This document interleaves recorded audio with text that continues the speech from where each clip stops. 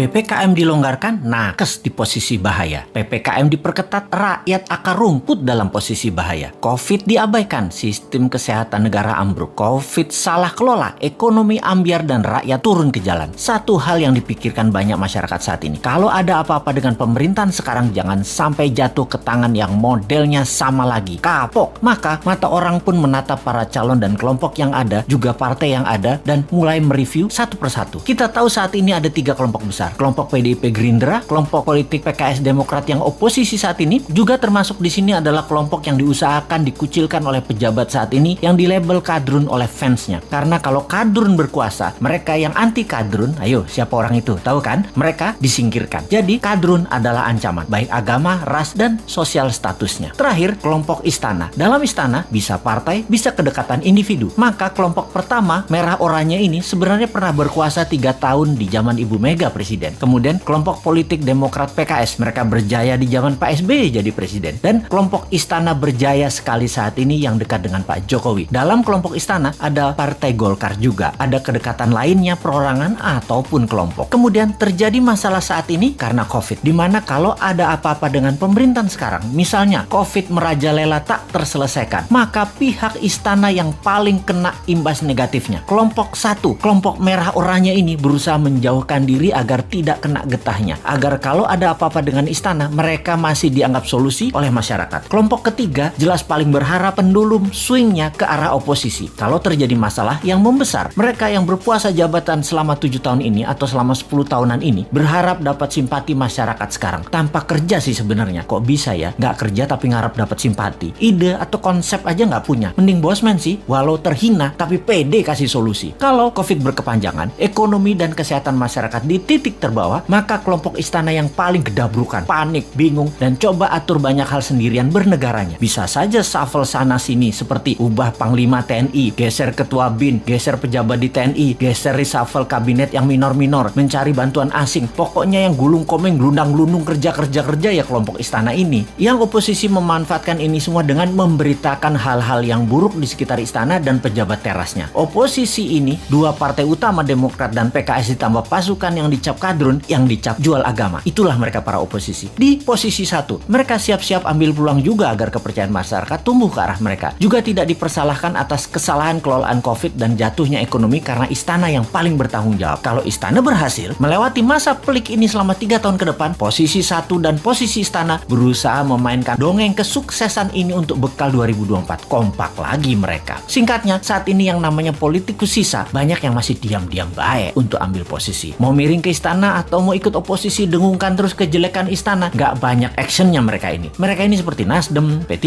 PAN, PKB, Hanura. Partai-partai miring ke istana ini juga terasa sekali mereka lagi ambil jarak dengan istana sekarang. Deket enggak, jauh enggak, bantu enggak, ngerecokin dikit palingan. Inilah peta saat ini kalau kita persingkat. Nah, kita sekarang ke depan bagaimana? Kita sekali lagi ingatkan, 3 posisi tadi yaitu kelompok pertama merah oranye, kelompok istana, dan kelompok oposisi. Ini petanya kita tarik ke belakang. Kita lihat 20 tahun terakhir ini. 3 tahun Ibu Mega, 10 tahun Pak SBY, 7 tahun istana saat ini. Total 20 tahun. Kemudian kita list daftar calon pemimpin 2024. Para calon yang ada saat ini adalah datang dari ketiga genre politik yang ada. Sebutkanlah satu persatu. Pasti mengacu ke salah satu kelompok. Misalnya Pak Prabowo masuk kemana? Sudah tahu kan? Pak Erik misalnya masuk kemana? Pak Ganjar, Pak Anies, Pak Ridwan Kamil masuk kemana? Jelas ya? Ini pertanyaan new mind sekarang. Apakah dalam 20 tahun terakhir negara Indonesia jadi negara superpower? Apakah Indonesia jadi negara yang ditakuti dan disegani di sekitar kawasan? Apakah Indonesia jadi negara tidak impor lagi dan menjadi negara produsen kelas dunia? Apakah pendidikan Indonesia terbaik di dunia saat ini? Apakah sumber daya alam Indonesia masih utuh atau sudah mulai habis tanpa membuat Indonesia jadi kaya? Bener nggak? Pertanyaannya sekali lagi, yakin masih mau sama mereka yang model kelolaan negaranya pasti sama seperti dalam 20 tahun terakhir ini? Yakin masih memilih orang yang di etalase itu semua? Berani nggak ambil yang baru, yang beda, yang timnya kuat di dalam dan di luar negeri, yang bukan genre bernegara ala 3 kelompok yang berkuasa, yang akan menyatukan semuanya di bawah kekuatan yang baru?